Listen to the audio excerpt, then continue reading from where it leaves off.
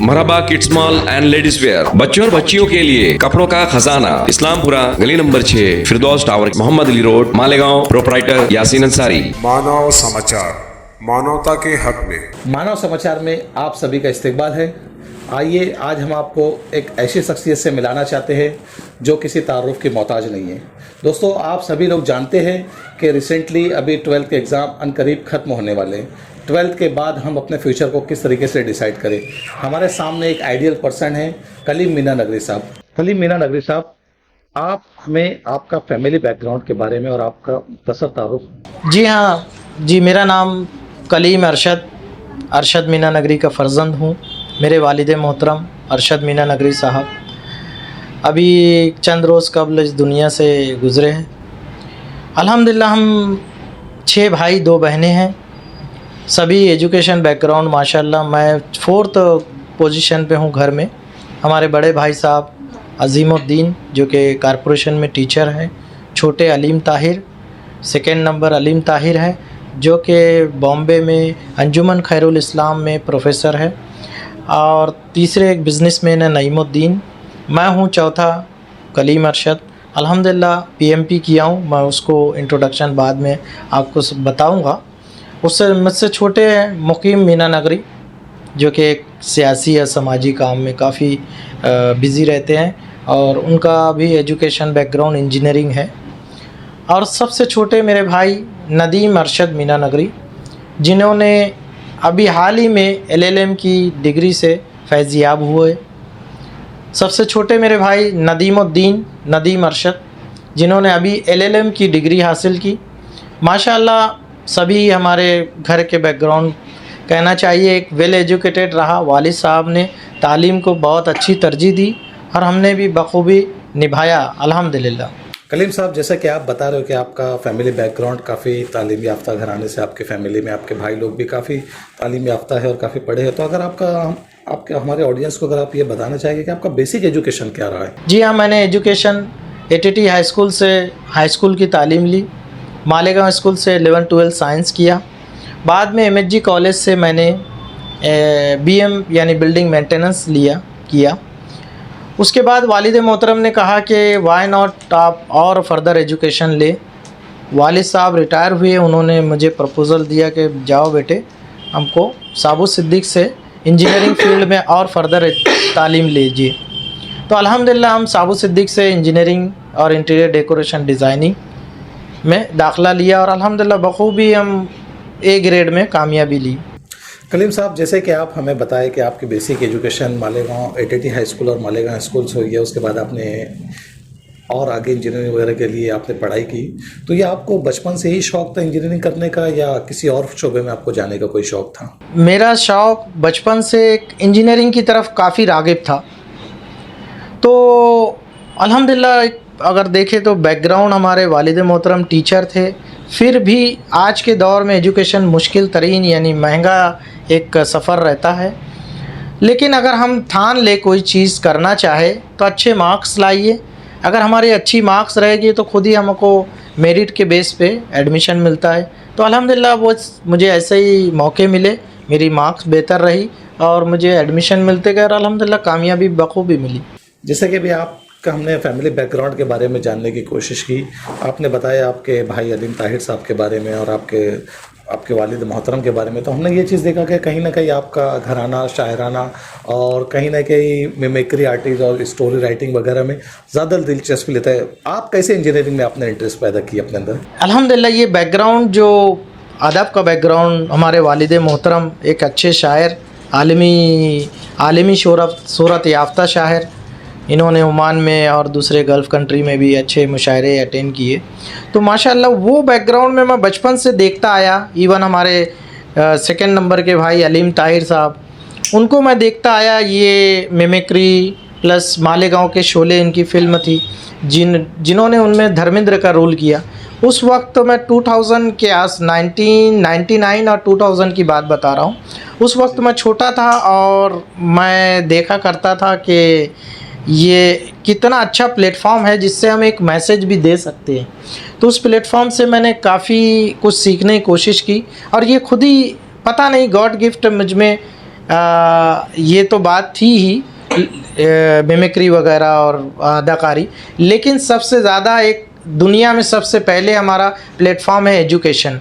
हमारे वालिद साहब भी कहा करते तालीम is the first, education is the first, you should become something better, then whole life is with you, you can expand somewhere and as you wish. मैं आपको ये बताना चाहता हूँ कि ये हमारा अदबी माहौल, शायराना माहौल और अदाकारी वगैरह, उसके अलावा एजुकेशन जो है बहुत ज़रूरी चीज़ है। इसलिए मैं इंजीनियरिंग की तरफ से, मेरा दिमाग शुरू से इंजीनियरिंग की तरफ था अल्हम्दुलिल्लाह, और मुझे अल्लाह ने रास्ते भी आसान रहे मेरे लिए और इंजीनियरिंग कर भी ली। कलीम साहब, आपने जैसे हमें बताया कि आपकी दिलचस्पी इंजीनियरिंग में कहाँ से पैदा हुई और आपको शौक़ था, और आपने जिस तरीके से बताया कि अदाकारी का भी आपने 2019 और समथिंग आपने जो डेट बताई है उसके हिसाब से अगर हम इस बात को देखा जाए, इस बात को अगर यहाँ हम रखते हैं कि अदब के लिहाज से अगर बात की जाए तो आपके वालिद मोहतरम ने आलमी शोहरत पाई है, तो क्या आपने भी इंजीनियरिंग में कुछ ऐसा काम किया है या आपका कोई प्रोजेक्ट वगैरह के बारे में अगर आप हमें कुछ आपके पास्ट के बारे में अगर हमारे चैनल के माध्यम से आज ऑडियंस और नौजवान नस्ल को आप कोई मैसेज देना चाहेंगे? जी खान सर साहब, ये बड़ा अच्छा सवाल किया आपने, और ये ऐसा सवाल है कि हर नौजवान को, हर आज तालिब इल्म यानी जो 10th और 12th के बच्चे हैं उनके लिए बहुत अच्छा सवाल है। आइए मैं बताता हूँ।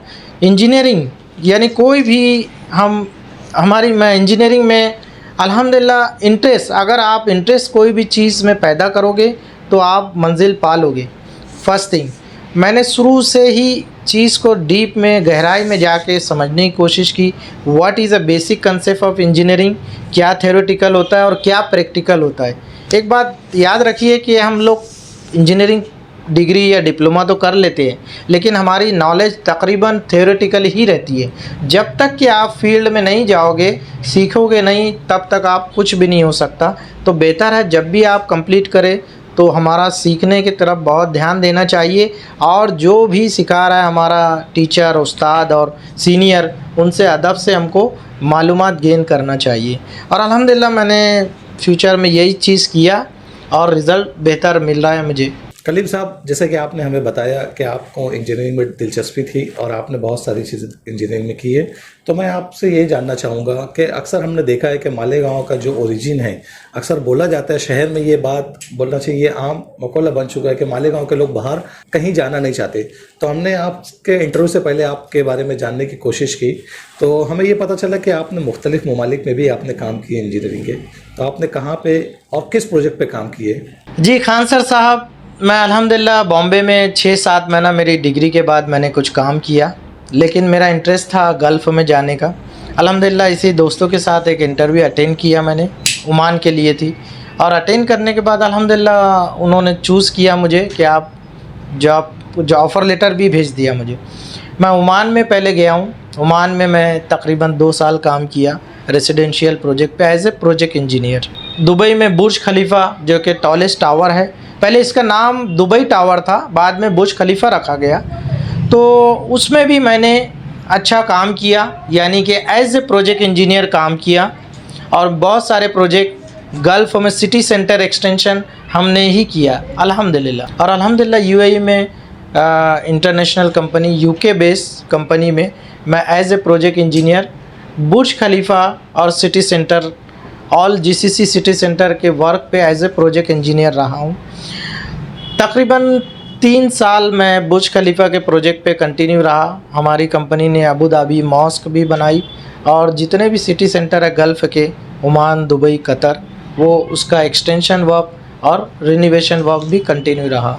उसके बाद मुझे मौका मिला कतर की एक जर्मनी कंपनी में, जो कि हॉलफोर्ड, कतर की एक जर्मनी कंपनी हॉक्तिफ, जिसमें बरवा कमर्शियल एवेन्यू, एक 9.6 किलोमीटर लॉन्ग मॉल जो कि कतर दोहा में अवेलेबल है, मौजूद है, और हमने उसी पर काम किया। ये 2009 से 11-12 के बीच में ये इस प्रोजेक्ट पे काम किया हूँ। 3 फेज़ में मेरा डिज़ाइनिंग और एज ए प्रोजेक्ट इंजीनियर रहा।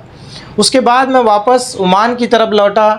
अल्हम्दुलिल्लाह ओमान में वापस से मुझे as a manager position United Arab Construction और अलीसा ट्रेडिंग इसाको में एज ए कंस्ट्रक्शन मैनेजर की पोजीशन मिली। मैंने रॉयल ओमान पुलिस के बड़े प्रोजेक्ट जो कि ओमानी रियाल में अगर हम बात करें तो 4 मिलियन रियाल यानी अराउंड 12 मिलियन डॉलर की वैल्यू रखते थे, उसमें alone as a project manager रहा हूँ और अल्हम्दुलिल्लाह स्टार्ट टू एंड बखूबी मैंने प्रोजेक्ट को कंप्लीट किया। और यहाँ तक कि मैंने रॉयल कोर्ट अफेयर जो किंग के पैलेस होते हैं उसमें भी मैं काम किया हूँ। ये सब जो अपॉर्चुनिटी मिली और जो ये मौका करने को मिला मुझे, ये डे बाय डे मुझे फर्दर इंक्रीमेंट मिला, फर्दर अपॉर्चुनिटी मिली मेरे एक्सपीरियंस और सक्सेस की वजह से। कलीम साहब, हाल ही में हमने एक मालेगांव के लोकल न्यूज़पेपर में पढ़ा कि आपको पीएमपी की डिग्री से फैज़याब किया गया, आपको सर्टिफाई किया गया। तो एक्चुअली हम भी जानना चाहते हैं कि पीएमपी क्या होता है। जी हाँ, ये PMP project management and professional ये एक ऐसा कोर्स है, ये फ्रॉम यूएई, ये कोर्स यूएसए यानी यूनाइटेड स्टेट ऑफ अमेरिका से होता है। ये एक मुश्किल तरीन इम्तिहान है, लेकिन अगर हम ठान ले तो इजी है। मैंने किया, अल्हम्दुलिल्लाह आप लोग भी कर सकते हैं। तो आइए इसके बारे में बताऊंगा कि ये पीएमपी हमारे एक्सपीरियंस के बेस पर हमको ये अपॉर्चुनिटी मिलती है। इसमें मिनिमम 5 साल का आपका एज ए मैनेजर का प्रोजेक्ट का, इसमें आपको 5 साल का experience as a project manager चाहिए। उस बेस पे पीएमपी के लिए आप क्वालिफाई होगे। उसके बाद लाइव क्लासेस होती है, वो अटेंड करना होता है और उसके बाद हमको एक टेस्ट देना होता है। टेस्ट जब पास हो जाओगे तब वो आपसे एजुकेशन और एक्सपीरियंस के बारे में आपसे डिटेल मांगेंगे। वो फॉर्म फिलअप करना है कि आपने कब प्रोजेक्ट कौन सा किया, कितना वैल्यू था यानी कितने मिलियन डॉलर का था, वो कहाँ था, लोकेशन कहाँ थी, उसका एड्रेस क्या था, कौन सी कंपनी से क्या किए आप और आपकी पोजीशन क्या थी। याद रखिए इसमें प्रोजेक्ट मैनेजर चाहिए ना कि प्रोजेक्ट इंजीनियर। तो अल्हम्दुलिल्लाह आप कम से कम 5 साल का एक्सपीरियंस चाहिए। वो बेस पे वो क्रॉस चेक करते हैं, 3 महीने का टाइम लेते हैं। उन्होंने मेरा भी इस तरह चेक किया, अल्हम्दुलिल्लाह 1 महीने के अंदर वो क्रॉस चेक किए। मैंने पता किया, प्रीवियस कंपनी से मुझे कॉल भी आए कि अमेरिका से एक ईमेल आया, फ़ोन आया और वो कंफर्म कर रहे थे, तो हमने जो फैक्ट थिंग थी बता दिया। ये एक चीज़ होती है, अगर मैं इंफॉर्मेशन में ज़रा भी रॉन्ग लिख दूँ कि सपोज़ मैं इस प्रोजेक्ट पे ये पोजीशन पे था और ये टाइम, उसमें अगर गलती कर दी मैं, तो वो एक लाइफ टाइम के लिए मुझे बैन कर देंगे कि आप इसके लिए कैपेबल या एलिजिबल नहीं हैं। तो अल्हम्दुलिल्लाह उन्होंने चूज़ किया। अब मैं यहाँ पे 4 महीना पहले, आज से 4 महीना पहले मुझे क्वालिफाई कर लिया गया कि you are now eligible for PMP. उसको कंटिन्यू करो, है ना, पीएमपी। उसके बाद मैंने फिर अब आता है एग्ज़ाम की बात, है ना जी अल्हम्दुलिल्लाह you are qualify for PMP. अब ये पीएमपी का एग्ज़ाम होता है, ये पियर्सन बेस यानी कुछ कॉलेजेस में एक ऑनलाइन एग्ज़ाम होता है। इसमें हाई सिक्योरिटी, हाई कैमरास लगे होते हैं, बाकायदा आँख के मोशन पे भी कंट्रोल किया जाता है। एनीवे ये एग्ज़ाम में 180 क्वेश्चन होते हैं, ऑल सिनारियो बेस होती है। यानी मैं एग्ज़ाम्पल देना चाहूँगा कि एक क्वेश्चन है कि आप एज ए मैनेजर है कंपनी में और कंपनी का सेल डाउन चल रहा है या कंपनी में इशू चल रहे हैं और आपका सेल कंटिन्यू डाउन हो रहा है, उसके बावजूद आपका कंपटीटर बहुत अच्छा कर रहा है, लो रेट में बेच रहा है। इस बेस पे 4 सवालात के ऑप्शन दिए रहेंगे, उस सवाल में कौन सा बेटर ऑप्शन है वो चूज़ करना है और ये सिर्फ 1 से 1.5 मिनट, 1 से सवा मिनट के बीच में हमको जवाब भी देना होता है। तो अल्हम्दुलिल्लाह ये इतना फास्ट टाइम होता है कि सवा मिनट में आपको जवाब भी देना है और सही जवाब देना है। उस बेस पे हमको टोटल मार्क्स कैलकुलेट करते हैं। इसमें मार्क्स सिस्टम नहीं होता है, जस्ट टारगेट, अचीव टारगेट और अबो टारगेट, ये 2 चीज़ होती है। अल्हम्दुलिल्लाह मैं आपको बताना चाहूँगा, अल्लाह ताला ने मुझे इस प्रोजेक्ट मैनेजमेंट प्रोफेशनल में अबो टारगेट कामयाबी दी, अल्हम्दुलिल्लाह। माशाल्लाह आपने बहुत अच्छे अंदाज में आपके पीएमपी को हमको एक्सप्लेन किया और हमारे ऑडियंस के लिए भी।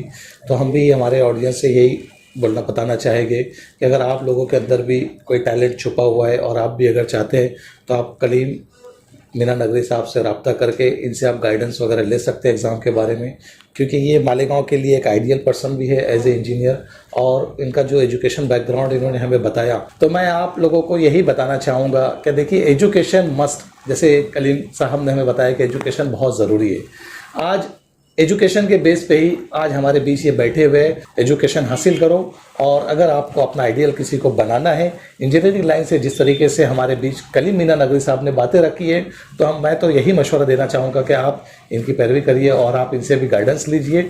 और भी बहुत सारे टैलेंट मालेगांव में छुपे हुए, दिन ब दिन जैसे वक्त और हालात के पेश नज़र हम मानव समाचार के ज़रिए आप लोगों के सामने उन्हें ज़रूर पेश करेंगे। मालेगांव शहर एक छोटा शहर है, मगर मालेगांव शहर में बहुत ज़्यादा पोटेंशियल है और बहुत बड़े बड़े आर्टिस्ट मालेगांव की मिट्टी में दफन भी कर चुकी है।